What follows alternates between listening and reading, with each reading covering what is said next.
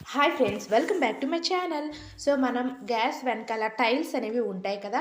So మనం daily కూడా curries అనేవి ప్రిపేర్ చేస్తూ ఉంటాం. అలాగే రసం ప్రిపేర్ చేసేటప్పుడు కానీ ఇలా మనం రకరకాల ఐటమ్స్ అనేవి ప్రిపేర్ చేసేటప్పుడు గ్యాస్ వెనకాల టైల్స్ అనేవి వీడియోలో చూపిస్తున్నట్టు చూస్తున్నారు కదా, ఎంత జిడ్డుగా అయితే ఉన్నాయో. ఆయిల్ మొత్తం ఈ యొక్క టైల్స్ పైన అయితే పేరుకుపోయిందండి.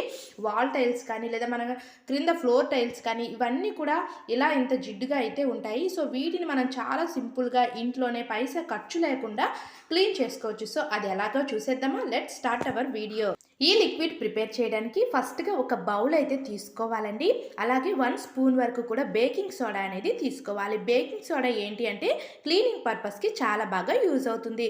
నెక్స్ట్ వచ్చేసరికి జెల్ అండి. అంటే మనం ఇంట్లో యూజ్ చేసే గిన్నెలు క్లీన్ చేయడానికి వాష్ చేస్తూ ఉంటాం కదా, డిష్ వాష్ కానీ లేదా సోప్స్ కానీ యూజ్ చేస్తూ ఉంటాం. మీ దగ్గర సోప్ ఉంటే కొంచెం సోప్ వాటర్ కానీ లేదా లిక్విడ్ ఉంటే లిక్విడ్ కానీ ఇలా యొక్క బేకింగ్ సోడాలు అయితే వేసుకోవాలి.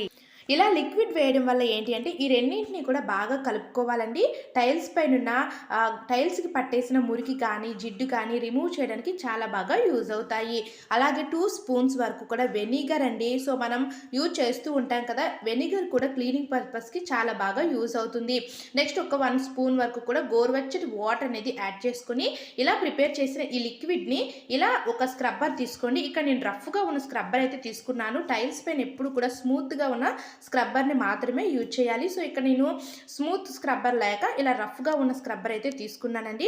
ఇలా రఫ్గా ఉన్న ఈ యొక్క స్క్రబ్బర్ని ఈ యొక్క లిక్విడ్లో మనం ప్రిపేర్ చేసాం కదా, లిక్విడ్ అనేది ఈ లిక్విడ్లో ఇలా ముంచి టైల్స్ పైన వీడియోలో చూపిస్తున్నట్టు ఇలా రఫ్ చేయాలి. సో ఇలా చేయడం వల్ల అంటే మురికి కానీ లేదా ఆయిల్ మరకలు కానీ వాటర్ మరకలు డాట్స్ కానీ ఇవేవి ఉన్నా సరే అవన్నీ కూడా చాలా నీట్గా అయితే రిమూవ్ అయిపోతాయి. మనకి టైల్స్ అనేవి కొత్త దానిలా అయితే ఉంటాయండి. సో చూస్తున్నారు కదా, అలాగే ఆ లిక్విడ్ గ్యాస్ పైన పడుతుంది కాబట్టి అలాగే ఆ గ్యాస్ని కూడా స్టీల్ కూడా క్లీన్ చేయడానికి చాలా బాగా యూజ్ అవుతుంది. ఇలా మార్బుల్స్ పై ఉన్న జిడ్డు మార్కులు అన్నింటి కూడా మనం చాలా ఈజీగా రిమూవ్ చేసుకోవచ్చండి. అలాగే మనకి టైల్స్ మధ్యన జాయింట్స్ అనేవి ఉంటాయి కదా, వీటినే మనం గ్రౌట్స్ అని అంటాము. ఈ యొక్క జాయింట్స్ మధ్యలో ఆయిల్ జిడ్డు అనేది ఉంటుంది. సో వీటిని కూడా నీట్గా క్లీన్ చేసుకుంటే మనకి చాలా వరకు రిమూవ్ అయిపోతుందండి. అలాగే ఒక తడి క్లాత్ తీసుకొని ఇలా నీట్గా క్లీన్ చేసుకోండి, చాలా ఈజీగా క్లీన్ అవుతుంది. సో ఫ్రెండ్స్ చూసారు కదా, ఇంట్లో ఉన్న ఇంగ్రీడియంట్స్ ఏనండి, పైసా ఖర్చు లేకుండా ఇలా మనం చాలా నీట్గా మార్బుల్స్ పై ఉన్న జిడ్డు మరకలు, గార ఇవన్నింటినీ కూడా చాలా ఈజీగా రిమూవ్ చేసుకోవచ్చు. సో ఫ్రెండ్స్ ఈ వీడియో మీకు యూస్ఫుల్గా ఉంది అనుకుంటున్నా. యూజ్ అయితే ప్లీజ్ లైక్ చేసి ఛానల్కి సపోర్ట్ అందించండి.